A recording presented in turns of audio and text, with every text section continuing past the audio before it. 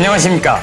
진정한 국민 행복을 위한 창조 시사 프로그램 시사게이트 세 번째 시간입니다.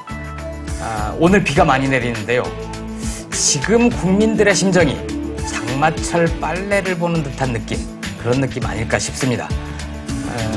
요새 거리에서 가장 활발한 활동을 하고 계신 표 박사님. 예. 우리 프로그램 얘기도 많이 들으시죠? 네, 말씀 많이 하시더라고요. 예. 예, 잘 봤다. 예. 오늘도 저희 동네 국수집에 제 아내랑 점심 먹으러 갔는데 예. 어떤 분이 따님하고 들어오시다가 아버지이신데 딱 보시자마자 그냥 모르는 분인데 잘 봤습니다 그러시더라고요. 그래서 뭘 잘 보셨나 그랬더니 시사게이트. 시사게이트. 네. 이름을 얘기하던가요? 네. 혹시 시사게이트 말고 한결의 포커스, 거기에서 그 거리 시위하면서 춤추는 거 그걸 보신 거 아닐까요? 글쎄요. 예, 일단은 뭐 춤도 췄어요? 안 보셨구나. 네. 아이, 그럼 좀 보세요. 한결의 그 TV에서 이렇게 보면 진선미 의원하고 노래도 부르고. 아, 그래? 딱 선글라스 끼고. 왜 그랬어요? 아니, 근데 그 진선미 의원하고 이제 저하고 예. 그 민변 박주민 변호사하고 셋이서 이제 길거리 강연을 하기로 했잖아요. 예. 그리고 그 전에 제가 좀 흥을 돋우려고 예. 그 청원을 올렸어요. 다음 아고라에. 예. 3만 분이 노래하라 청원을 해주시면 예. 이 3명의 그 강사들이 노래는 못하지만 광대가 돼서 지친 여러분들의 마음을 좀 기쁘게 해드리려고 노래를 할 거다. 예. 서명해 주십시오 했어요. 근데 제가 1차, 2차 10만 명, 20만 명 서명은 전부 다 달성을 했는데 그 3만 명 노래하라 서명은 달성이 안 됐거든요. 75%밖에 안 돼서 예. 안 하려고 했는데. 안 해야지. 안 해야 되죠. 근데 그 자리에 온 사람들은 바라잖아요. 그러니까 그래서 제가 지난번 프리어그도 사실은 그 예. 투표율 75% 달성이 안 됐는데 네. 해드렸거든요. 그래서 네. 이번에도 그냥 해드렸는데 약속을 지키는 문화를 만듭시다. 그러니까 예. 언제 이 프로에서는 언제 한번 보여주실 겁니까? 지금 하면 되잖아. 그건 안 되죠. 하여튼 뭘 걸어야 돼, 또? 예. 그럼 걸어요, 뭐. 그러니까 예를 들어서 이제 우리가 바라고 원하고 요청 드리는 박근혜 대통령께서 사퇴하면? 사퇴하고 국민회가 수립하면? 저를 자꾸 선동자로 만들지 마십시오. 예. 그거보다 이제 정말 국민들께서 이렇게 동의하실 수 있는 수준의 인정, 사과, 그리고 재발 방지 책 마련, 뭐 이런 부분들을 해주신다면 제가 뭐 춤, 물구나무 서기, 발차기까지 보여드릴게요. 예. 발차기 네. 그 무술 하셨잖아요, 어릴 때부터. 좋아하지 않으실지 모르겠지만. 다 보내주는 거예요, 지금 얘기한 거를? 3종 예, 세트로. 예. 그렇게 해주시면 돼요. 춤, 노래, 네. 물구나무 발차기. 4종 세트로. 그날 표창원 쇼. 이렇게 합시다. 그렇지. 이 소장님은 뭐 아까 얘기했던 조건에 달성이 되면 뭘 좀 해주실 만한. 별로 할 게 없어요. 뭐, 물구나무를 할 줄 아는 것도 아니고, 발차기가 있는 것도 아니고, 노래는 뭐 젬병이고, 네. 춤은 뭐, 거의 몸치 수준이니까. 뭐 잘하는 거 하나도 없어요. 뭐, 혹시 그런 일이 있으면 뭐, 네. 출연료를 사회에 환원한다든지, 어. 뭐 그런 건 해볼 수 있겠지. 그러니까 한 달 출연료. 한 달? 그러니까 모든 프로그램에 한 달 출연료. 아니지, 그렇게 하면 안 되지. 이 프로그램. 생계가 곤란해지죠. 그래요. 생계가 올라. 아니, 뭐 이렇게 출연료를 해서 뭐 이렇게 영화를 같이 보자든지. 뭐, 이벤트. 이벤트. 아니, 뭐 예. 옛날에 김원준 총수가 잘하듯이 통닭을 주문해서 먹는다든지. 닭 배틀. 예. 박근혜 대통령이 중국 갔다 돌아오셨잖아요. 저도 이제 존칭을 좀 써야 되겠어요. 표 박사님. 저도. 왔어요? 왔어요? 왔어요? 안 왔어요? 안 보이던데. 요즘 안 보이잖아, 통. 원래 잘 안 보이셨죠? 그죠? 예. 아니, 유달리 안 보이는 거 아니에요? 그래도 지금? 하루에 한 번 이상은 이렇게 꼭 노출이 됐고, 저희는 이제 뭐 박근혜 대통령, 우리나라의 대통령이니까 기사 가치가 굉장히 높은 분이잖아요. 뭐 언행이 있으면 네. 그걸 가지고 기사를 쓰는데 한겨레 신문에서 이 쿼트를 본 게 한 나흘 정도 못 봤죠. 그래서 진짜 말씀대로 중국에서 오긴 온 거냐. 안 보여. 오늘 그 석간신문을 보니까 박근혜 대통령이 사실상 칩거에 들어갔다. 칩거. 칩거에 들어갔다. 그러면서 내용이 뭐냐면 하반기 전국 구상 중이다. 박근혜 대통령이 저렇게 침묵하고 있는 이유는 그냥 여러분들 그냥 국회만 봐주세요. 국정조사 한다고 하니까 국회 쪽만 보세요. 저 보지 마세요. 저랑 상관없어요. 뭐 이런 의도가 좀 깔려 있는 거 아닌가 싶어요. 박근혜 대통령이 기자회견식 진짜 질문을 받고 대답한 적이 있나요? 저도 한 번도 없는 것 같은데? 그게 사라진 지 오래됐죠. 최소한 대통령 되고 나서는 없었죠. 없었죠. 후보 때도 한 번 정치부장들 아니 후보 때는 한 번 했었죠. 한 번 있었네요. 질문이 뭐 딱 정해졌는지는 모르겠는데 지목하면서 하긴 했었죠. 네. 어떤 자유로운 어떤 토론, 주고받는 질의응답은 저는 한 번도 본 적이 없는 것 같아요. 그렇죠. 그러니까 미리 질문 안 받고 그냥 적색에서 막 이것저것 막 하고 캐묻듯이 싶은 하는 말만 하고 거는 준비한 것. 거의 없었죠. 그때 주진우 씨가 한번 가서 질문하지 않았어요? 아, 그랬나요? 무지 당황했죠 그때. 맞아. 그런 적이 있었던 것 같아요. 예. 그래서 그런 게 트라우마로 남아있을 수도 있죠. 예. 근데 좀 했으면 좋겠어요. 그렇죠. 그러니까 애드립에 자신이 없는 거예요. 아니 뭐 자기 생각을 얘기하면 되잖아요. 또 그분이 자기 생각이 날 것 그대로 드러나 버리면 큰일 날 것 같아서. 아니 뭐 그것보다 그분은 평소에 뭐 어느 분야에 한 10년 정도 있으면 내공이 쌓인다 이런 얘기도 그렇죠. 했잖아요. 예. 그리고 예. 대통령을 꿈꾼 지가 벌써 얼마예요. 2007년부터 계산해도 충분히 뭐 현안들은 다 깨고 있을 텐데 대통령이 사실은 국민들과 소통할 수 있는 수단이 100개 없어요. 그렇죠. 청와대라는데 제가 뭐 말단 행정관위에서 앉아 있으면 정보를 확인할 수 있는 게 몇 개 채널이 없어요. 우선 뭐 많이 보는 게 관료들 이 안에는 이제 경찰이나 국정원 정보가 하나의 채널이 있고 그 다음에 신문, 방송을 통한 언론의 기능이 하나 있고 그 다음에 정당이거든요. 이게 메인 채널들이고 그 다음에 뭐 주변 인사들 옛날에 가까이 지냈던 바깥에 있는 사람들 전화하거나 가끔 불러서 얘기 들어보는 뭐 크게 봐 4가지밖에 안 되거든요. 다 장단점이 있단 말이에요. 근데 이게 다 막히기 시작하죠. 언론이 만약에 특정 언론만 쳐다보고 있다. 관료들도 속성상 있는 그대로 잘 얘기를 못 하거든요. 그렇죠. 심화되기 전에 어느 정도 임계점을 넘어서면 보고 올라오지만 안 그럴 때까지는 적당한 보고서들이 올라오거든요. 그렇잖아요. 그 다음에 당 쪽에서 그럼 충분하게 여론을 이렇게 피드백 시켜줘야 되는데 그 채널은 대통령이 열어줄 때 들어오는 거거든. 싫어하면 안 들어온단 말이에요. 그 다음에 주변 인사들도 마찬가지잖아요. 이렇게 되면 제가 볼 때는 이게 막힐 수 있어요. 그러니까 대통령이 국민들과 소통할 수 있는 채널이 그렇게 많지 않은데 그 중에 하나가 기자회견이라는 거. 아주 진짜 아까 얘기했던 날것으로 이렇게 소통할 수 있는 거잖아요. 그렇죠. 예. 그냥 언론의 필터링 없이. 근데 그걸 활용 안 한다는 거는 그 전 좀 바보짓이라고 봐요. 좀 소통 좀 하고 싶습니다.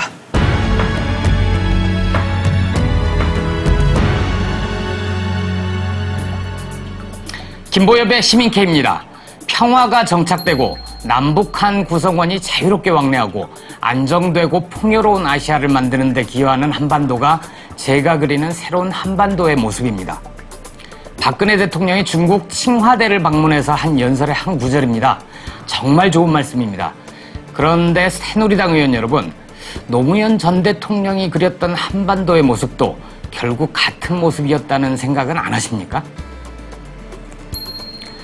프로축구구단 전남의 골키퍼가 자신의 팀 골문에 골을 차 넣어 결국 팀이 지고 말았는데요. 이게 어떻게 된 일이냐? 부상 선수가 생겨서 상대편에게 넘겨주기 위해서 찬 공이 성남의 골대 안으로 들어가서 득점이 됐던 거죠. 그래서 전남에서 매너 자책골을 넣었던 것입니다. 아무튼 이 골로 팀은 3대2로 졌지만 승패를 떠난 스포츠 정신이 빛났습니다. 이거 요즘 억지 쓰고 물타기하고 진실을 왜곡하는 분들이 꼭 보고 배우셨으면 좋겠습니다. NLL 물타기로 전국이 혼란스럽자 안도의 한숨을 내쉬면서 이 상황을 즐겁게 바라보는 분들이 있습니다. 인턴 성추행 사건의 윤창중, 성접대와 성폭행 혐의를 받고 있는 김학의 전 법무차관인데요. 잊지 말자 6.25란 표 기억하십니까? 잊지 말자 윤창중, 상기하자 김학의. 박근혜 대통령이 서울국제도서전에서 구입한 책 5권이 깜짝 돌풍을 일으키고 있다고 합니다. 책이 날개도 친 듯 팔려나가고 출판사는 추가 인쇄에 들어갔다고 하는데요. 어떤 책이 박근혜 대통령의 국정 운영에 영향을 주었을까 생각해보면 떠오르는 작품이 하나 있습니다. 바로 한용운 시인의 님의 침묵입니다. 국정원 댓글 사건의 주인공인 여직원이 좌익효수라는 이름으로 댓글을 달았다고 합니다. 이 중에는 10살짜리 여자아이에게 아주 몹쓸 악성 댓글도 있더군요. 읽어보니 차마 제 입으로 옮기기 힘들 정도인데요. 노트북을 뒤져봐도 댓글 하나 단 흔적이 나오지 않았다. 고생한 젊은 여직원, 그 여직원만 불쌍하게 됐다. 지난 대선 TV 토론에서 이런 말을 했던 박근혜 대통령, 이제 뭐라고 하실 겁니까? 김보엽의 시민K였습니다. 이 국정조사 여야가 합의를 했다고 하지만 결국 뭐 누구를 부를 것이냐, 어떤 것을 조사할 것이냐, 이런 데서 막혀서 실익이 없을 수도 있겠다, 이런 생각을 했었는데 어떻게 보세요? 여야가 어렵게 합의한 배경, 그리고 앞으로 그러면 7월 한 10일부터 시작하나요? 국정조사가 본격화될 텐데 뭐가 잘 조사가 될 것 같은지. 되게 어렵죠. 지금 현상으로는 국정조사가 성사된 배경은 지난번에 우리도 한번 얘기했습니다만 이렇게 국정원에서 남북정상 대화록을 공개를 했는데 까보니까 아무것도 없는 꼴이 돼버렸잖아요. 그러니까 아무것도 없는 흰종이 들고 흔들었는데 이게 그거거든요라고 이렇게 공개를 했는데 사람들이 읽어보니까 얘들은 왜 이러는 거야? 라는 생각이 들었잖아요. 그래서 여론조사를 해보니까 사실 역풍이 많이 불었거든요. 근데 이 상황까지 몰리고 나니까 더 이상 이건 어떻게 할 수가 없다 그래서 이제 받은 것 같아요. 제가 볼 때는. 받은 것 같고 이걸 거부하는 모양새로 가는 건 안 좋고 받아놓고 그 안에서 뭔가 다시 물타기라든 뭐 자신들의 주장을 좀 해서 이건 정쟁으로 가면 된다 이렇게 계산을 한 것 같아서 그런 전략적 구도에서 받은 것 같아요. 그러면 이게 정상적으로 굴러가느냐? 잘 안 굴러갈 겁니다. 그런데 문제는 국정조사 잘 되는 경우가 여당이 협조를 잘해서 잘 되는 경우는 없어요. 야당이 잘해서. 그렇죠. 그랬을 때 국조가 성공하거나 못하는 경우거든요. 야당이 그렇게 주장을 했으면 이번 국조는 정말 민주당의 총체적 영향을 보여주는 국정조사가 돼야 돼요. 여기서 만약에 보여주는 거 없고 진짜 뭐 태산명동 서일필로 끝나버리면 국정조사 무용론에서 그치지 않고 야당 정말 답답하다.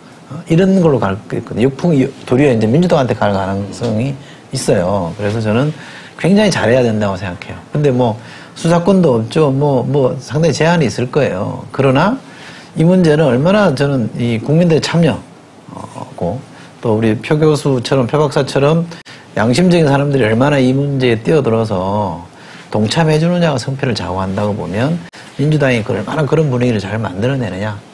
정말 진정성 있게 이 문제를 접근하느냐가 중요하거든요. 아니 근데 새누리당 쪽에서 민주당의 특정 의원들을 찍어서 이 사람들은 특위에서 빠져라 라고 얘기하는 게 좀 이성적입니까? 이성적이지 않죠. 그러면 저기 고소고발당한 국정원장을 왜 그냥 두고 소상기 정보위원장을 왜 그냥 둬요? 그러네요. 그렇잖아요.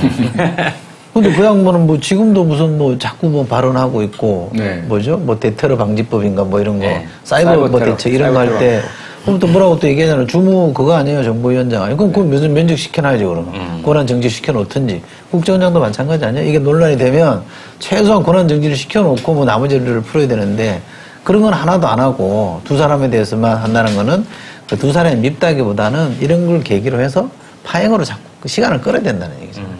시간이 중요하거든요.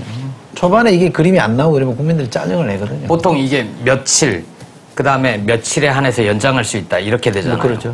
이번에도 다 하면은 45일 정도 되나요? 그렇죠. 45일로 했죠. 그러니까 저는 이제 국정조사를 표 교수님은 증인으로 나가야 되는 거 아니에요? 지금 제가 뭐 관여했나요? 아니, 굉장히 밀접하게 관여가 돼 있잖아요. 저는 감시자죠, 증인보다는. 참고인이죠. 참고인. 예. 저는 이제 그 국정조사를 새누리당이 수용하게 된 배경 중에 하나가 물론 NLL의 역풍도 있지만 역시 학생들과 시민들의 힘도 컸다.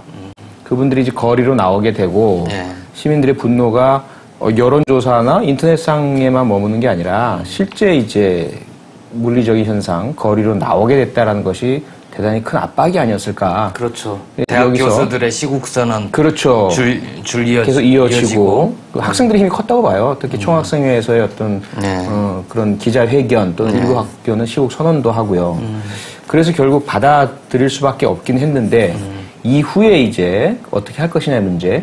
그 부분은 역시 이철혜 소장님 말씀처럼 저도 새누리당에는 우리가 압박은 할 수 있지만 크게 기대는 못하지 않을까. 특히 이 사안만큼은 새누리당의 김무성, 또 권영세 이런 분들이 계속 거론되던 직접적인 관련 당사자다 보니까 본인들 스스로가 과연 정말 정의롭게 이해관계를 떠나서 제대로 합시다 이러리라고는 사실 우리가 기대하기 어렵잖아요. 다만 방해를 좀 최소화해줬으면 그나마 조금이라도 좀 절차를 방해하는 것을 최소화시켜줬으면 하는 그런 바람이 있는 것이고요.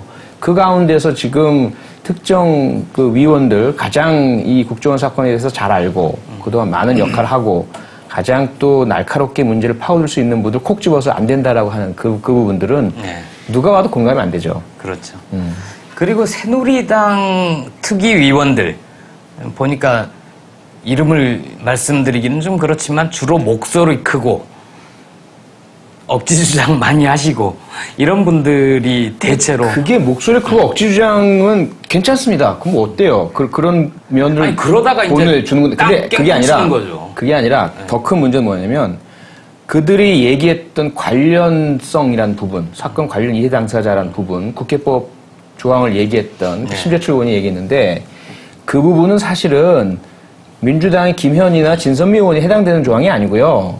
실제로 이 사건에 대한 의혹의 대상이 되는 사람들이 당사자입니다. 들어가면 안 되는 거죠. 정문원, 서상기 이분이 거기에 해당되고요. 그 다음에 또 하나는 뭐냐면 대상 기관이 어디예요? 국가정보원, 경찰, 검찰이잖아요. 국정원, 경찰, 검찰 출신들 들어가면 안 되는 거예요. 그렇죠. 근데 거기 딱 3명의 핵심적인 그 위원들이 국정원 출신이고 검찰 출신이고 경찰 출신이란 말이에요. 근데 그게 이해 당사자 아니에요. 자기가 속했고 관련 있는 집단을 대표해서 국정조사를 들어간다는 건 말이 안 되는 거죠. 예를 들어서 특정 기업에 대해서 조사하는데 그 기업 출신이 들어간다는 건 말이 안 되는 거 아니에요. 그렇죠. 그 기관들 출신으로서 그 기관들의 이해관계를 대변할 수밖에 없는 그런 사람들이다. 그렇죠. 그 의원들은 좀 빠져달라. 예. 근데 그게 저는 새누리당의 전략이라고도 보는 게 오히려 그런 이야기를 들을까봐 먼저 선수를 치는 거죠. 김현, 진선미 의원 등을 뭐 고발당했다 이런 사유로 먼저 공격을 해버리면 민주당 쪽에서 왜 국회의원 특정인을 빠지라 마라 하느냐라고 해버리면 자기들의 위원회에 대해서도 말 못하게 된다는 거예요. 민주당 측에서 똑같은 논리로 왜 이중잣대냐라는 말을 들으니까 저는 그래, 우리 얘기 안 할 테니까 니들도 얘기하지 마. 그렇죠. 그래서 분명히 진선미, 김의원 의원 등을 뺄 수 있다는 생각하에서 한 얘기가 아니고 뺄 수 없다는 걸 알고 있으면서 그런 문제를 거론해서 민주당 측에서 특정 의원 빼라 마라 하지 마라라는 말이 나오길 기다렸던 거죠. 그렇게 되는 순간 자신들은 특정 기관 대표들을 안전하게 위원으로 들어보낼 수가 있는 거죠. 그런 거 보면 참 잔대가리는 옛날에도 그래. 잔머리. 통상은 잔머리라고 그러는데 세게 얘기하네. 제가 좀 그렇습니다. 표현의 품격. 예. 근데 이제 이게 국정원 관련 사건이어서 국정원 직원들 뭐 이렇게 나올 거 아닙니까? 그러면 이자들이 그런 얘기를 할 것 같아요. 국정원 비밀 준수 의무가 있다. 이러면서 진술을 거부하거나 아니면 이 얘기는 정말 민감한 얘기니까 비공개로 해달라. 국민들은 정말 궁금하고 공개된 장소에서 의원들의 날카로운 송곳 같은 질문을 듣고 거기에 증인들이 어떻게 답변을 하는지 이런 걸 좀 보고 싶을 텐데 그렇죠. 비공개로 합시다. 이럴 가능성이 크죠.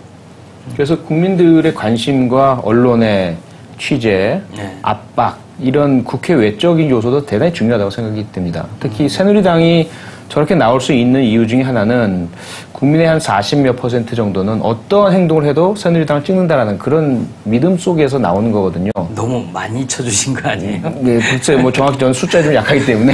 또 어쨌든 그렇지 않다는 걸 보여주실 필요가 있어요. 그래서 저도 경상도 출신이고, 우리 이철희 소장님은 제 고향 선배이시지만 요즘 분위기가 좀 심상치 않거든요. 이 국정원 사건 관련해서는 대구에서도 교수님들 포함해서 시민들도 거리로 나오고 계시고 선언도 하고 계시고 경상도에 정말 양심과 자존심이 강하단 말이에요. 그렇죠. 그동안 이게 어쨌든 국가를 위한다는 것, 애국이라는 것 하에서 포용해주고 있었지 이게 정말 이런 허튼 짓 하는 것들까지도 용납한다는 건 아니거든요.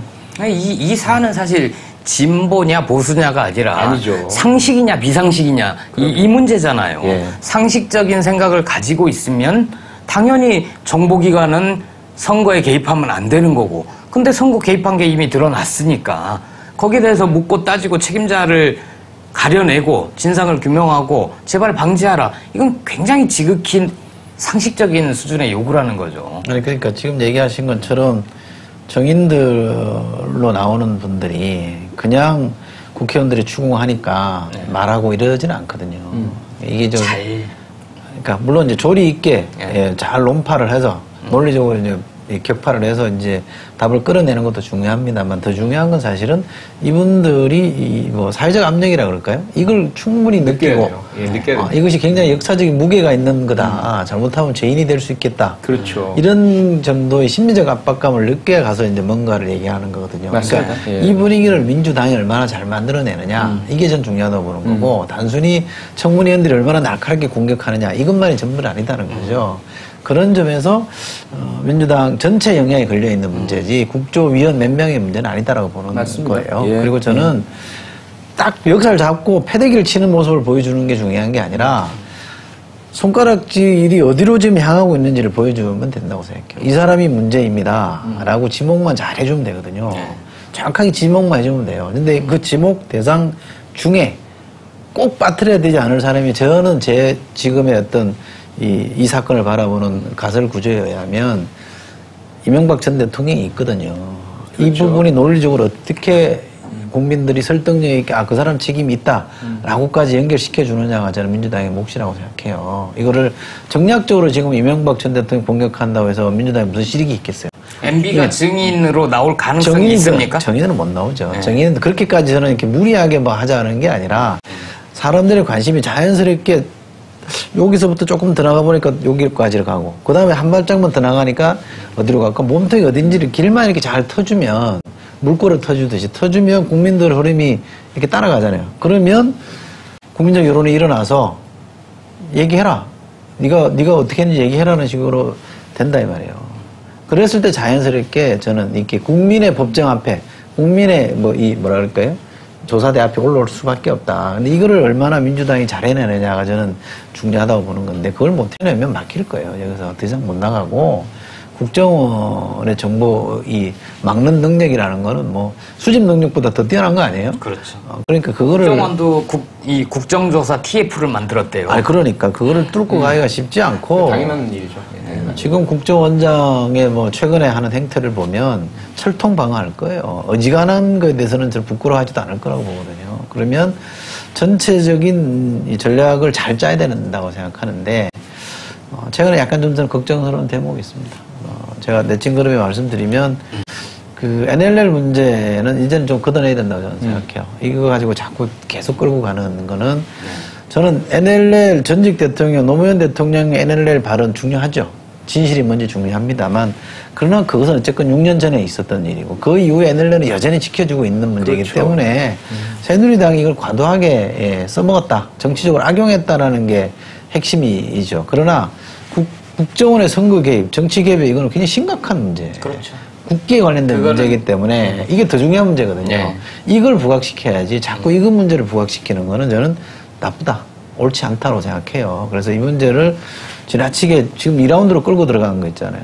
국가기록보존소에 있는 거를 다시 보자, 이렇게 하는 건 저는 적절치 않다고 봐요. 저는 민주당이 완전히 새누리당의 전략에 말려 들어갔다라고 그렇죠. 생각이 듭니다. 그 김한길 대표하고 전병헌 원내대표, 이분들이 당론으로 의원들을 압박해서 찬성표를 던져달라고 한 것 자체가 거의 뭐 새누리당 사람들이다라고 밖에 볼 수 없는, 이게 왜 NLL 관련된 정상회담 국가 기밀을 왜 자꾸 공개하려고 하고 국익을 해치려고 하는, 그건 다 처음 시작된 것이 새누리당의 당리당략이고 자신들의, 국가보다는 자신들의 개인 이익을 위해서 행한 범죄적인 문제이고, 문제가 추궁되고 있잖아요. 남재준 원장의 공개도 적법성 문제가 제기가 되고 고발됐고, 김무성 또 권영세 이분들의 발언에 있어서도 적법성 문제가 계속 제기되고 있는데, 거기에다가 왜 이 문제를 다 덮을 수 있는 그 원본에 대한 전면 공개를 민주당이 나서서 하느냐. 그분들의 논리는 두 가지예요. 제가 들어보니까. 저도 궁금해서 이렇게 물어보니까. 잠깐만요. 그 전에 문재인 의원이 이 문제에 대처하는 그러니까 예를 들면 이제 그 업무를 공개해서 거기에 노무현 전 대통령 발언을 확인해서 문제가 있다면 정기 연타하겠다라는 거. 그러니까 그분의 취지, 진정성은 충분히 이해하나 그것 때문에 한 라운드 더 해야 된다. NLL 국면을 한 라운드 더 끌고 가야 된다. 1라운드에 비교했다. 1라운드는 이겼거든요, 민주당이. 그렇잖아요. 근데 이걸 다시 2라운드로 끌고 간다는 건 전 잘못된 거라고 보고요. 여기는 그때 그 상황에서 이거는 종료하고 국정원 선거 개입으로 넘어갔어야 된다고 보는 거예요. 그러니까 이 프레임이 그렇죠. 저쪽이 원하는 프레임이잖아요. 근데 왜 그래서 그랬냐라고 제가 물어본 거예요. 이렇게 확인을 좀 해보니. 첫째는 이런 기록 문건을 공개하는 건 합법적으로 할 때는 이렇게 하는 거다라는 걸 보여주고 싶었다라는 거고 그 얘기를 저는 듣고 속으로 그거 별로 설득력 없어. 저는 개인적으로 그렇게 생각해요. 주장하시는 분은 나름대로 근거를 갖고 얘기했지만 또 하나는 왜곡됐다는 거예요. 위변조가 됐다는 건데 제가 그 당시 통일 외교 안보 전략 비서관 있잖아요. 박선원 비서관이랑 팟캐스트에서 방송을 하면서 들었는데 이분도 하나 이제 조심스러운 가설인데 당시 정상회담 현장에 갔을 때 배석했던 조명균 비서관 있잖아요. 그분한테 직접 들은 김정일의 워딩이 있다는 겁니다. 김정일 그 워딩이 김정일이가 NLL을 인정하는 발언을 했대요. 더 이상 이거는 손을 못 대겠군요. 그러면 나중에 뭐 그때 가서 뭐 평화적 논의가 나올 때 그때 가서 얘기합시다라고 해서 92년에 남북 기본 합의서에 준하는 발언을 했다는 거예요. 아하. 이게 약간 이해가 필요한데 92년도 남북 기본 합의서에서는 NLL을 인정했잖아요, 상호. 그랬죠. 근데 그게 99년 가면 북한이 그걸 부정하잖아요. 인정 못 하겠다 그랬잖아요. 근데 그게 2007년에 김정일이가 만약 그걸 승인을 했다, 용인을 했다는 거는 사실은 남북 정상회담의 성과인 거예요. 노무현 전 대통령이 NLL을 포기한 게 아니라 김정일이가 인정하게 만든 거니까 사실은 이거는 성과를 만들어낸 거라는 거예요. 그래서 이분 얘기는 노무현 전 대통령의 발언이 빠져 있는 게 아니라 김정일의 그 발언이 빠져 있다라는 거예요. 이거 상당히 심각한 거죠.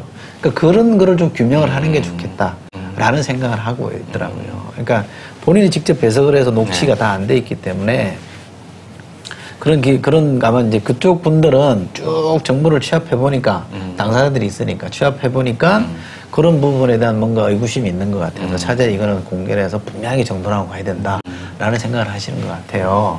그 취지는 충분히 저는 이해해요. 그렇다면 그것만 확인하자. 그 진위 여부, 이 사본 공개된 사본과 원본이 일치하는 건지 여부만 확인하자라고 끝냈어야 되는데 이게 열람 및 공개가 가능한 것처럼 간 거는 일반인 국민에게까지 그렇죠. 다 공개. 그렇죠.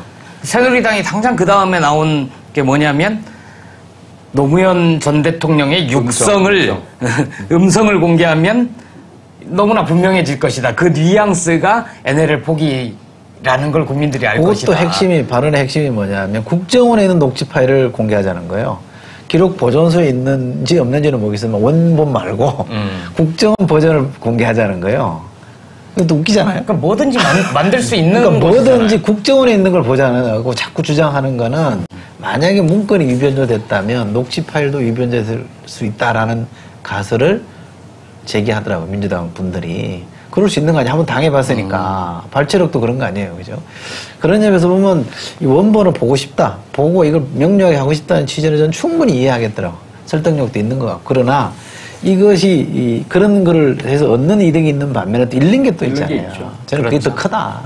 사실은. 그래서 그쯤에서 멈추고 원래 원안대로 돌아가서서 그 문제에 집중하는 게 좋겠다라는 생각을 갖고 있는 거고 빨리 이 문제는 종료라기보다는 마무리를 하고 다른 원래 국면으로 돌아가야 된다고 생각해요. 근데 어떻게 마무리를 할 수 있어요? 법을 통과를 시켰고 그걸 공개하기로 했고 그러니까 이게 제가 좀 답답한 게 저는 약간 좀 이렇게 흐름에 좀 예민하게 들여다보는 편인데 이 원본 공개하자는 표결이 있기 전까지만 하더라도 예컨대 새누리당이 잘못했다 여론이 그렇게 돌아갔잖아요. 저 사람들이 억지를 부렸다 이렇게 돌아가는데 이 표결 이후부터는 그냥 양비론이에요. 둘이 똑같다. 결국 보니까 저것들 그냥 서로 유불리 때문에 싸우는구나 이렇게만 해석이 돼버리니까 프레임이 망가져 버린 거란 말이에요. 그 이해하는 할 것 같아요. 이해는 할 것 같아요. 왜냐하면 당사자니까 그분들이 하죠. 얼마나 억울하고 당한 거 생각하면 다 속을 꺼내서 보여주고 싶다는 심정은 충분히 이해하죠. 만약에 이 문제를 제기하시더라도 좀 참으셨다가 국정원 사건이 완전 마무리되고 그 다음에 정말 어떠한 시기에 남북관계 문제를 정리할 필요가 있고 NLL에 대한 확실한 그런 걸 할 필요가 있고 노무현 전 대통령의 공과 과에 대한 정리가 확실히 할 필요가 있다고 느꼈을 때 그때 하셔도 되지 않았을까 그런 마음이 많이 들죠. 그러니까 이게 조금만 영역을 넓혀서 보면 국정원 개혁이 굉장히 중요하잖아요. 지금까지 뭔가 된 듯 했는데 안 돼 있다는 게 확인돼 있잖아요. 검찰 개혁 해야 될 거 아닙니까? 근데 뭐, 그 다음에 우리가 무소불위의 힘을 자랑하는 데가 어디예요? 전혀 여론이나 이런 데 노타치 하는 게 사실 감사원이 좀 그런 겁니다. 감사원도 너무, 왜, 장난 많이 치는 게 사실 있었잖아요. 이명박 정부 때 4대강 그렇죠. 그 감사. 이것도 사실 제대로 지금 개혁이 안 되고 있는 거예요. 감사원도 사실 좀 시스템을 개혁할 필요가 있거든요. 또 하나가 뭐, 예산. 옛날에 기획예산처로 독립해 있을 때에 비하면 지금 안으로 들어가 버리니까 더 안 보이는데 관료들이 예산 편성하는 게 사실은 이게 또 무소불위의 권력이에요. 이런 것들을 사실은 이렇게 민주화시켜주는 과제 속으로 집어넣어서 사실은 아주 디테일하게 민주화하는 영역이잖아요. 이런 과제들로 집중을 해 가야 되는데 사실 이게 엄한데 막 싸우고 있는 거예요. 지금 별로 실익 없는 걸 막 싸우고 있고 그게 틀렸다는 얘기가 아니라. 명분 가지고 이제 싸우고. 그러다 보니 이 아주 디테일한 부분에서 풀어냈어야 될 민주화의 어떤 진지들을 만들어 가야 될 이것들이 지금 소홀히 되고 있는 것 같아서 저는 굉장히 좀 안타깝다고 봐요. 이번에 국정개혁 못하면 안 되죠. 이번에 반드시 해야죠. 지금 나오는 얘기들, 그 이재호 의원이 얘기한 국내 정보 파트 없애자. 이거는 제가 2002년도에 노무현 정부 처음 출범하고 나서 정보기관 개혁 시리즈를 한번 3편에 걸쳐서 했었거든요. 그때 시리즈의 제목이 국내 정보 파트를 없애야 한다. 뭐 이거였어요. 11년 전에 썼던 기사가 아직도 유효한 그때 거죠. 공약이었잖아요. 그래서 노 대통령 공약사항이었거든요. 그 속에 있었죠? 예. 최근에 문정인 교수가 이렇게 어느 칼럼에서 약간 고해성사 같은 걸 했어요. 자기가 청와대의 국정원 개혁위원회 위원장이었다는 거예요. 위원장에서 논의를 민간위원들하고 해서 논의를 하는데 대통령의 뜻은 이원화시켜서 원천적으로 안 되는 시스템으로 가자라는 뜻이었다는 거예요. 근데 당시에 문정인 위원장을 비롯한 민간위원들이 그걸 반대했다는 거예요. 왜? 정보화 시대, 세계화 시대는 이 국내외 정보라는 게 구분이 잘 안 된다라는 거. 그래서 통합형 정보기구로 가야 된다는 주장을 했고 그걸 관철을 시켰다는 거예요. 그러면서 나오는 말이 그때 노 대통령이 옳았다는 얘기를 하는 거예요. 그때 사실 분리를 했어야 된다는 얘기를 하시더라고. 이분도 사실은 원래 통합형으로 가야 된다고 주장했던 분이 해보고 나니까 지내놓고 보니까 역시 이제는 나누는 게 맞겠다는 주장을 하는 거 보면 이제는 나눠야 될 때가 온 것 같아요. 저거는 조직의 관성상 그대로 놔두면요. 국내 정보 파트가 자꾸 커질 수밖에 없어요. 이건 전 나눠주는 게 맞아요. 밖에서 볼 때는 그런 논리적인 문제보다도 결국은 이해 문제 아니었을까. 우리가 이제 집권했으니까 놓기가 아깝다는 거죠. 노 전 대통령 때? 네. 그때 제가 알기로는. 그래서 대통령 마음은 다르셨겠지만, 실제 그러한 그 개혁위원회를 주도하셨다거나, 그쪽에 계셨던 분들의 어떤 의식적이든 무의식적이든 마음속에는 그걸 다 해체시키고 싶지 않은 그런 게 있지 않았을까 싶어요. 근데 사실 그 당시에는 국내 정보에 특히 정치 정보나 이런 것들은 다 죽었어요. 왜냐면 고용구 위원장 때는 뭐 무슨 원장이 무슨 뭐 그런 거 자체에 관심이 없는 안 한 거죠. 안 했지만 그렇죠. 그 기능과 조직 자체를 없앤 건 아니잖아요. 그러니까 축소도 시켰고 했는데 이게 살아난 거죠.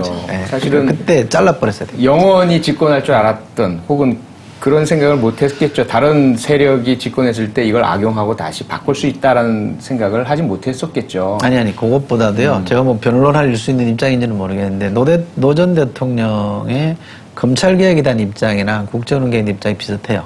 중립파였어요. 대통령이 권력자가 의지를 갖고 활용하지 않으면 이거는 정상적으로 돌아갈 수 있다는 생각을 하셨어요. 근데도 당시에도 사실은 검찰개혁 관련해서는 중립파가 답이 아니고 민주화로 가야 됩니다.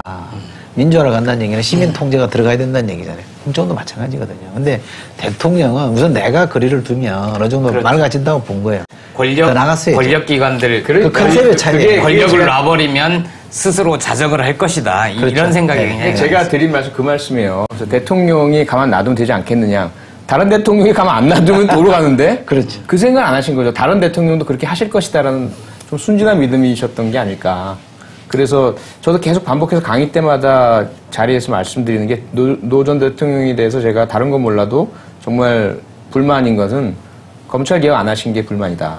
처음 시작할 때부터 검사들과의 대화에서 많은 문제들이 노정되고 그동안 검찰이 가지고 있는 무소불위의 권력이 악용된 사례들이 너무 많았고 네.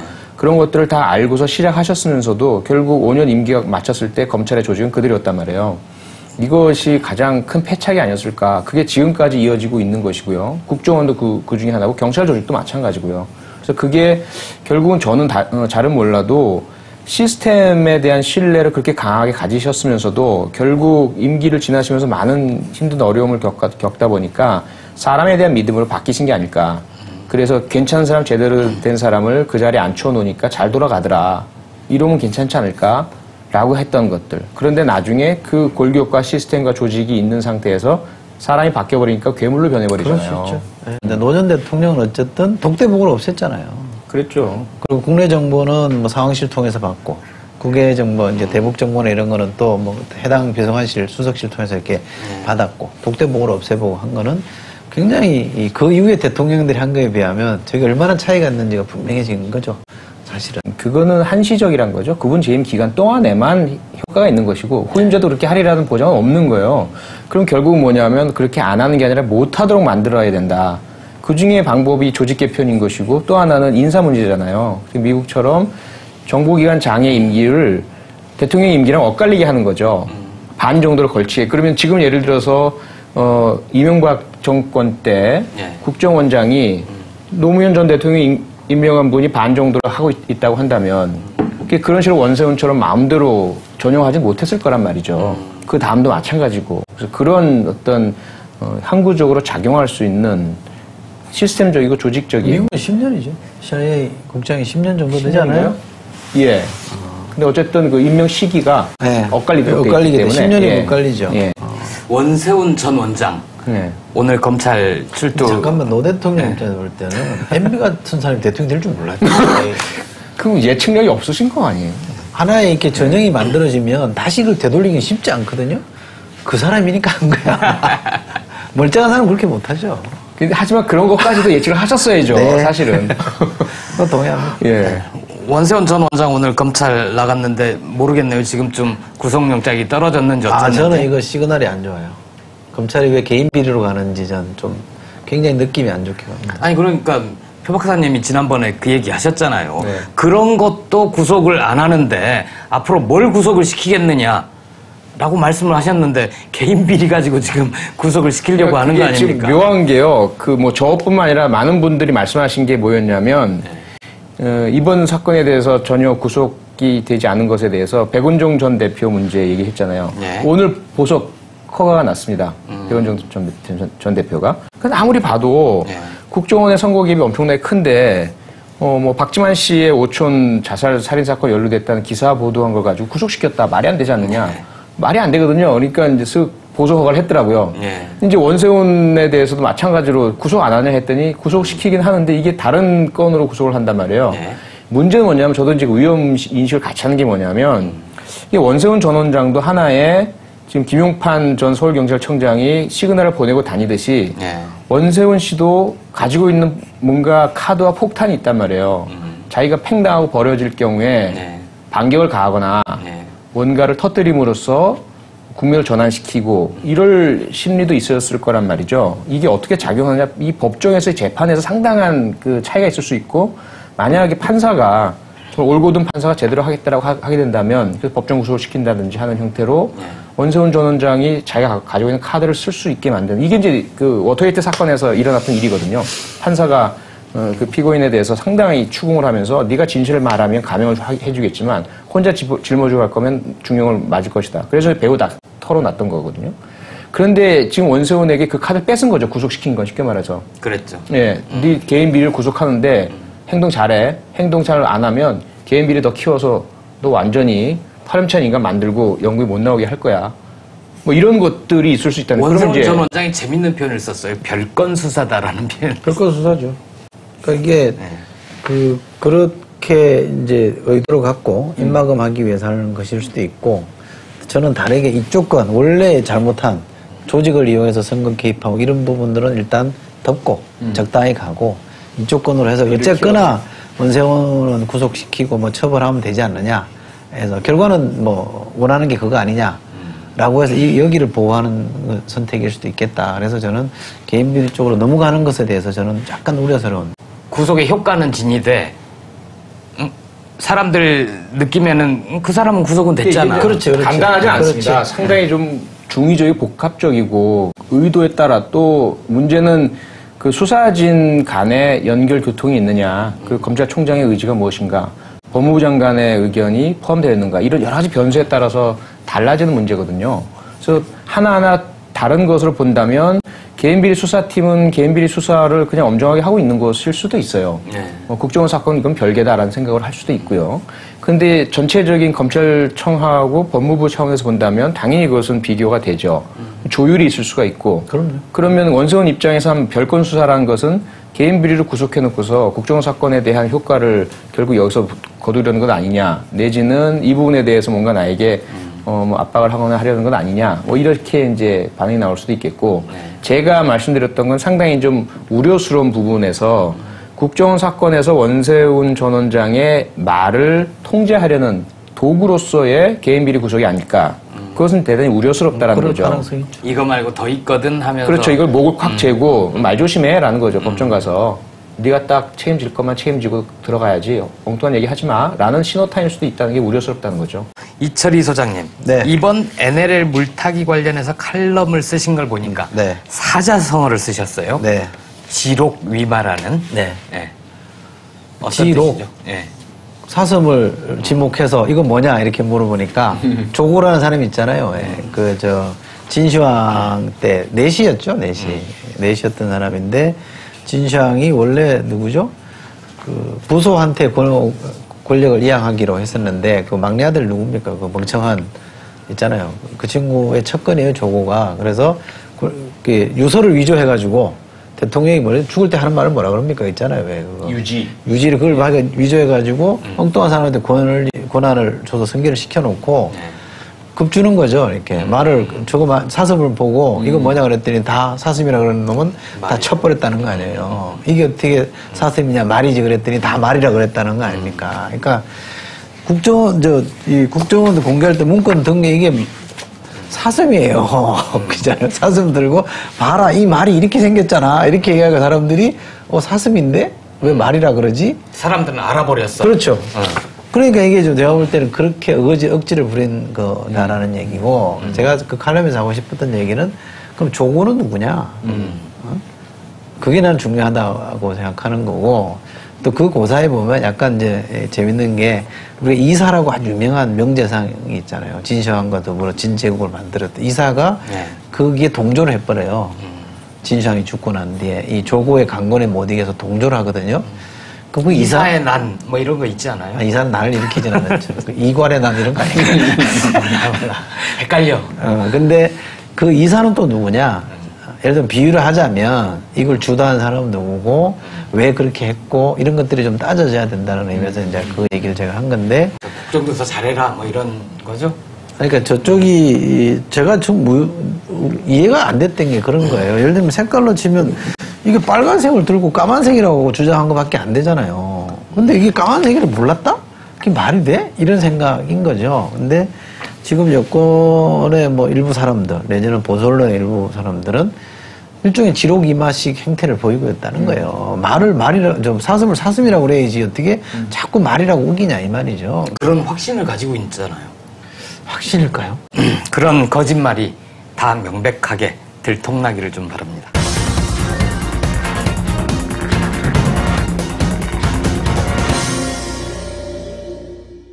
국정원과 언론, 방송에 계신 양심적인 분들께 드리는 호소입니다.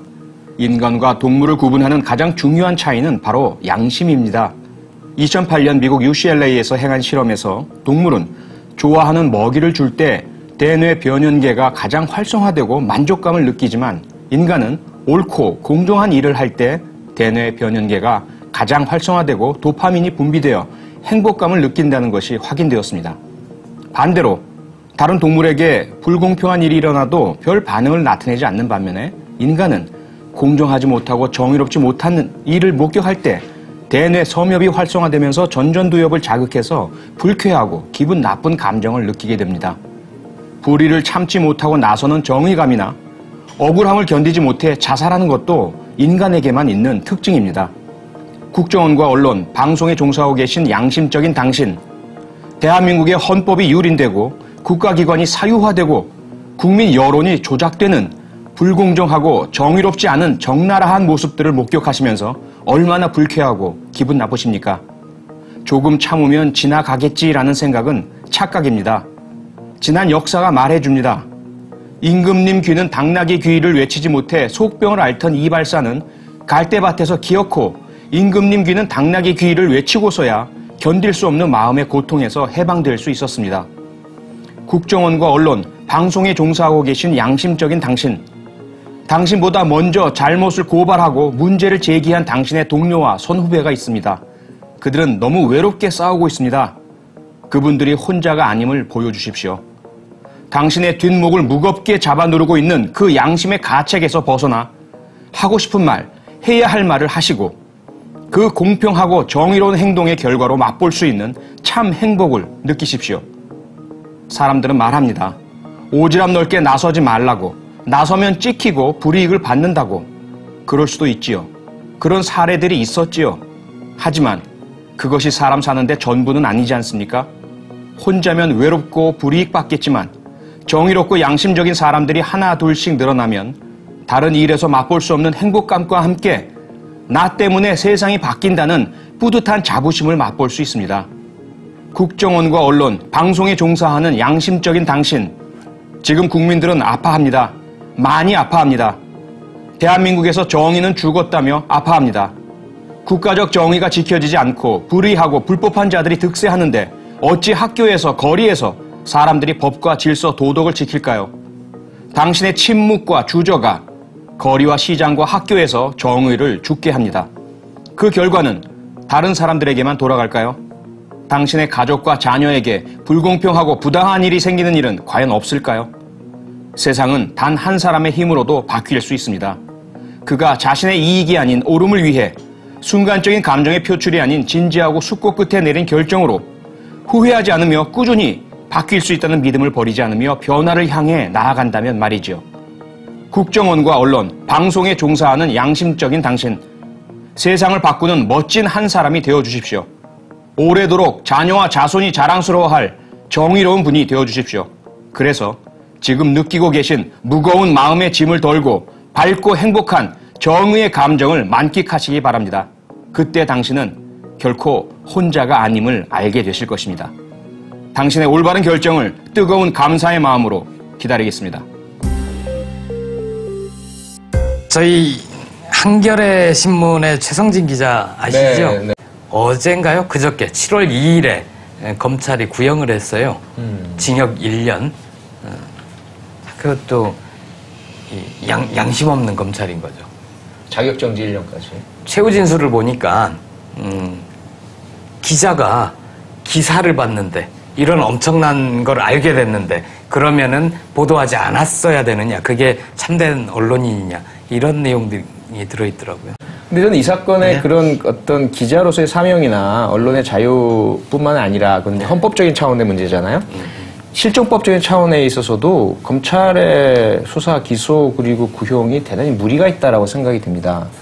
이게 그 통신비밀보호법에서 보호하는 가치란 거는 타인 간의 어떤 사적인 대화를 제3자가 누설한다든지 발설함으로써 나타나는 그런 개인의 권리 보호 문제거든요. 근데 지금 이 상황은 기술적으로 보면 실제로 그 최필립 이사장이란 분이 최 기자와 통화를 하다가 종료 버튼을 누르지 않은 채 본인은 눌렀다고 착각을 했던 것을 보이는데 그대로 휴대전화가 통화 중인 상태에서 대화를 나눈 거잖아요. 근데 그렇죠. 근데 그 대화의 내용이 대단히 이제 공익적인 내용이고 중요하고 보도 가치가 있고 그런데 그것을 본인의 의도하지 않은 상태에서 지득하게 된 거란 말이죠. 근데 그게 과연 통신비밀보호법에 보호 대상이냐? 네. 이건 법률적으로도 상당한 이제 문제가 될 수 있는 소지가 있고요. 의도적으로 그걸 막 들으려고 했던 게 아니라 들리었잖아요. 그럼요. 그러니까 예를 들어서 술집에 앉아 있는데 옆 테이블에서 막 떠든단 말이에요. 그 얘기가 나한테 들린 거예요. 근데 그 사람이 경찰관이다. 그럼 그 경찰관은 당연히 그 혐의에 대해서 모른 척하면 안 되죠. 수사를 해야 되죠. 그거는 하나의 혐의의 어떤 접수라고 봐야 돼, 인지라고 봐야 되거든요. 그럼 기자는 똑같이 보도하는 것이 자신의 임무니까 가만히 앉아 있는데 누군가가 한 이야기가 들려도 대단히 중요한 이야기다. 당연히 보도를 해야죠. 8월 20일에 선고 공판이 있답니다. 그리고 녹화 들어오기 전에 제가 최성진 기자랑 저녁 먹으면서 얘기를 들어보니까 검사 이름이 이봉창이래요. 봉창? 네. 그래서 이봉창 의사는 독립투사인데? 그래서 예. 그 봉창하고 이 봉창하고 좀 아니 이름값을 확실히 하든가. 아, 예. 네? 이봉창은 자다가 봉창 두들기는 봉창. 제가 최성진 기자를 만나봤는데요. 한번 직접 얘기를 들어보시죠. 시청자분들께도 예. 어떤 당부 말씀도 드립니다. 네, 정축산업회 지분 매각 보도로 인해서 사실은 몇 가지 변화들이 좀 있었습니다. 변화라는 거는 정축산업회가 애초에 의도했던 그 시민 어떤 공론화 절차 없는 정축산업회 지분 매각은 저지가 됐고요. 이제 그거를 대선에 활용하려 했다면 그런 의도 역시 분쇄가 됐습니다. 저로서는 기자 생활 그동안 해오면서 가장 보람이 있었던 일이라고 생각을 하고 있습니다만 그 대가로 또 반면에 기소가 돼서 재판을 받고 있고 또 실형을 검찰로부터 구형받았지만 앞으로 제가 마땅히 했어야 될 일이라고 생각을 하고 보도했어야만 하는 사안이었다고 생각을 합니다. 앞으로 남은 재판도 성실히 최대한 당당하게 임하도록 하겠습니다. 그리고 그동안 성원을 지지를 보내주신 많은 시민분들 그리고 또 시청자분들께 감사의 말씀드리고요. 특히 언론계에서 지금도 열심히 일하고 있는 후배 기자들 제가 미안한 마음이 있습니다. 좀 더 잘 싸우고 좋은 결과를 얻어내는 모습 그런 과정을 보여줘야 되는데 지금은 어쨌든 현재는 지금 징역 1년 구형받은 거죠. 많은 언론사 후배들, 언론계 후배들도 이런 결과에 위축되지 않고 최대한 적극적으로 당당하게 취재하고 또 보도하고 그렇게 할 수 있었으면 좋겠습니다. 이번 순서는 시청자분들의 질문을 받아서 궁금증을 풀어드리는 시간입니다. 이철이의 히든카드입니다.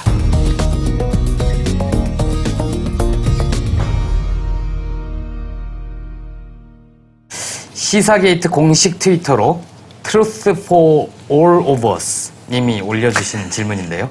이번 국정원 선거 개입 국정조사위원이라면 누구를 가장 먼저 조사할 것인지요? 그리고 생각하고 계신 조사 대상과 방식에 대해서도 알려주세요. 글쎄 이걸 제가 알면 이게 조사라는 게 그러니까 누구를 조사했느냐도 중요하지만 이게 순서를 잘 짜야 되거든요.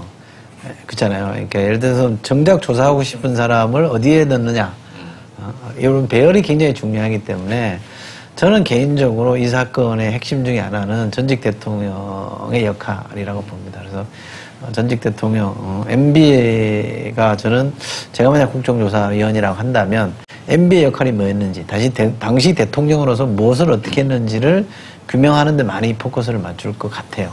근데 이걸 어떻게 맞출 거냐, 어떻게 찾아낼 거냐는 굉장히 조금 이렇게 좀 정교하게 프로세스를 진행해야 될 것 같은데 지금 제 머릿속에 무슨 답이 있는 건 아니고요. 저는 하여간 그런 부분이라는 종착점을 향해서 여러 가지 단서들을 좀 계기들을 잡아내는데 집중해서 조사를 진행하지 않을까 싶고요. 만약에 그까지만 가질 수 있다면 MB 책임 전직 대통령, 당시 대통령으로서 어떻게 했는지가 굉장히 중요한 포인트다라는 것에 국민적 관심만 불러일으킨다면 저는 성공한 거라고 봅니다. 근데 저희가 아까 그 대화 중에도 사실 좀 빠뜨렸다는 생각이 드는데 전직 대통령 말고 현직 대통령의 책임 문제를 어떻게 해야 됩니까? 현직 대통령의 책임 문제는 저는 팩트가 드러나지 않는 이상은 좀 신중할 필요가 있다라고 생각합니다. 이 문제를 예를 들면 지난 대선의 정통성 시비로 가버리면 저는 본질이 흔들린다고 생각하거든요. 또 실제로 실익이 별로 없는 거다. 정통성 시비 문제가 아니라 김무성, 권영세 의원 문제가 나왔잖아요. 네. 만약 그걸 가지고 박근혜 후보가 당시 두 사람과 이 문제를 어떻게 할 것이냐 그러니까. 상의를 했다거나 그러니까. 그런 게 사실로 드러날 경우 사실로 들어가면 어쩔 수 없이 그거는 이제 조사를 해야 됩니다만 그러지 않고 가설로서 대기를 한다 그러면 양쪽이 거의 제로섬입니다. 죽기 살기로 싸울 수밖에 없는 거기 때문에 이건 별로 전 실익이 없다고 보는 거죠. 만약에 지금 그걸 만약에 그렇게 프레임을 짜서 하면 이길 수 있느냐? 아주 냉정하게 따져도 저는 못 이긴다고 생각하거든요. 그럼 그렇게 하지 말고 우회하는 방식도 있다라는 얘기고요. 그리고 현실적으로 국민들한테 현직 대통령의 책임을 만약에 묻겠습니다. 이렇게 가버리면 국민들이 그냥 부담스러워해요. 불편하거든요, 사실은. 그러니까 그거는 조금 저는 이렇게 자제하는 게 좋겠다라고 생각하고 그거는 진짜 팩트가 드러나서 어쩔 수 없이 그렇게 가는 게 아니라 그러면 먼저 이 프레임을 민주당이나 야당이 주장을 해서 그 프레임대로 한번 가보겠습니다 하는 건 전 적절치 않다고 봐요. 그러니까 이 질문의 의미가요. 먼저라는 말이 있단 말이에요. 먼저라는 게 시기상의 것이라면 저는 이제 당연히 국정원 직원 김 씨를 가장 먼저 조사해야 된다고 생각을 하고요. 여직원? 예. 그때 잠금돼 있던 네, 그 시발점이기도 하고. 잠금. 잠금? 이렇게. 네. 그리고 그 직원으로부터 시작해서 누구의 지시를 받았느냐, 그 위로 다가가는 것이 순서라고 생각을 하고요. 이 먼저라는 의미 중에 가장 중요한 이다라고 본다면 저는 역시 원세훈은 아니겠는가. 물론 이철호 소장님 말씀처럼 전 대통령이 하나의 최종지가 될 수 있을지 몰라도 그를 불러다 앉혀놓고 그에게서 어떤 답을 기대하기는 좀 어려울 것 같고요. 원세훈 전 원장은 이미 본인의 범죄 행위가 상당 부분 드러나 있기 때문에 그 부분에 이면에 있는 것들을 이제 파고 들어가서 결국은 전 대통령의 역할 또 독대시에 했던 이야기 이렇게 이제 끌어내도록 할 수밖에 없지 않느냐. 그리고 누가 NLL 대화록을 건넸는지. 그렇죠. 그 부분도 당연히 이제 원세훈 전 원장의 소관 사항이니까 이야기가 돼야 될 부분이고요. 그다음에 이제 그 박근혜 대통령의 책임 문제를 전 두 가지 시각으로 봅니다. 하나는 이제 정치적인 시각이고 하나는 이제 범죄 수사적인 시각인 거죠. 정치적인 시각은 늘 결론을 먼저 둡니다. 전략적인 목표를 정하고 목표를 향해서 가는 거죠. 그렇게 봤을 때 이철호 소장님 말씀에 상당히 이제 일리가 있는 거죠. 그렇게 목표를 두고 가는 건 부담스럽다. 받아들이지 않을 것이다. 범죄 수사적인 시각은 뭐냐면 목표를 두지 않습니다. 두면 안 됩니다. 그걸 예단이라고 선입견이라고 하고 대단히 위험하게 생각을 합니다. 근데 그게 검찰 수사에서 나타났잖아요. 원세훈, 김용판 뒤는 없다라고 예단을 하고 선입견을 긋고 시작한 거란 말이에요. 그래서 그걸 정치적 수사라고 불러요. 그건 잘못된 것으로 보는 것이고 가장 이상적인 것은 길거리 순경이 지나가다가 차량에 어떤 부착 장치의 위반 이런 것들이 있어서 세우고 검문을 했어요. 근데 안 해보니까 불법 무기가 나와. 그래서 일단 긴급 체포를 하고 조사를 해봤더니 이 뒤에 다른 게 있고 가다 보니까 대통령에 대한 암살 시도가 있고 이게 이제 가장 이상적인 수사의 방법이고 최종 목적지구는 그건 처음에 아무것도 모르는 거예요. 그래서 수사를 생물이라고 하거든요. 그래서 이 사건을 수사도 생물입니까? 네. 정치도 생물이죠. 예, 살아 움직이니까. 네. 근데 처음에 이제 국정원 직원 김 씨의 어떤 그 혐의로부터 시작됐죠. 그래서 제가 처음에 자꾸 즉시강제 얘기를 했던 것이 증거인멸을 하기 전에 빨리 들어가서 일단 현장 보존을 해야 된다. 그 다음에 이제 압수수색이라든지 어떤 인신구속 체포 등이 필요할 때는 당연히 영장을 받아야 되는 거죠. 그래서 순서대로 들어갔다면 그러면 그 사람 혼자가 아닐 테니까 동료, 협력한 사람 누구고 그 지시한 사람 누구고 올라 가다 보면 그건 결국 대통령에게 가느냐 안 가느냐가 결정되는 거죠. 그때 이제 책임을 물을 수 있는 건데 문제는 그런 정상적이고 제대로 된 수사가 안 이루어지니까 정치 권력의 힘에서 막혀버리니까 이게 결국은 시민들이 절차를 기다리지 못하고 튀어나오고 대통령의 책임을 묻게 되는 거죠. 그래서 이 부분은 우리가 한번 같이 생각할 필요가 있습니다. 그래서 우리 시민들의 그런 마음, 심경 이런 것들은 충분히 우리가 공감 이해를 해줘야 되는 것이고요. 그렇게까지 되게 된 공정한 절차가 진행된다는 것을 보여주지 못한 현재 정권 권력 정부는 정말 뼈저린 반성을 해야 되고 자신의 이익을 떠나서 대한민국의 이 법정 절차, 적법 절차가 살아있느냐 안 살아있느냐 이 부분에 대해서 확실히 보여줘야 됩니다. 그래서 그 결과가 대통령에게 책임이 없다고 나타나면 국민들도 수긍할 거예요. 그리고 나서 이제 내게 시민을 실어주십시오. 과거에 선거기간 동안 했던 이야기들은 내가 오인했었고 잘못했습니다. 그리고 문재인 후보나 민주당과 국민에게 사과합니다. 그리고 앞으로 재발 되지 않도록 확실하게 개혁하겠습니다. 계획안 내놓고 그러면 되는 거란 말이에요. 근데 그렇게 가지 않고 미연에 나는 아무런 책임 없으니까 여기까지 오면 안 돼라고 하는 순간 국민들은 의심을 갖게 된다는 거죠. 그러니까 범죄 수사적으로도 진행되게 하려면 여기에 정치적 프레임을 걸면 안 된다는 얘기예요. 그렇죠. 제 얘기도. 맞습니다. 예. 사실 이렇게 섣불리 정치적 프레임을 집어넣어서 종국에 가면 이명박 전 대통령이 있고 박근혜 현 대통령이 있을 겁니다라는 뉘앙스를 풍기면 이미 정치적 수사가 돼버리기 때문에 아예 해서 이거는 배제시켜 놓고 가게끔 만들어주는 게 중요하다는 뜻에서 제가 그렇죠. 말씀드린 아마 같은 얘기일 것 같아요. 그리고 저는 이명박 전 대통령을 정인으로 불러내야 된다는 뜻은 아니고요. 그렇게 하긴 좀 어려울 겁니다. 그래서 결국 저는 제가 드리고 싶은 말씀은 이명박 전 대통령의 역할, 판단 이런 부분들이 어땠는지를 규명을 하는 게 이 사건을 푸는 열쇠라고 저는 보는 겁니다. 저희 시사게이트를 사랑해 주시는 분들을 위해서 이번 회부터는 시청자 퀴즈를 준비를 했습니다. 한겨레TV 시사게이트 3회를 보시면 정답을 아실 수 있는 어렵지 않은 문제입니다. 아까 이철희 소장님이 사슴과 관련된 사자성어를 이야기했는데요. 지로 시작하는 이 네 글자 사자성어는 무엇일까요? 쥐가 많잖아요. 지랄발관. 지지지지. 지지부진. 지지부진. 네. 이거는 아닙니다. 댓글에 정답과 의견을 남겨주시면 선착순 10분에게 선물을 보내드립니다. 20분인데? 20분.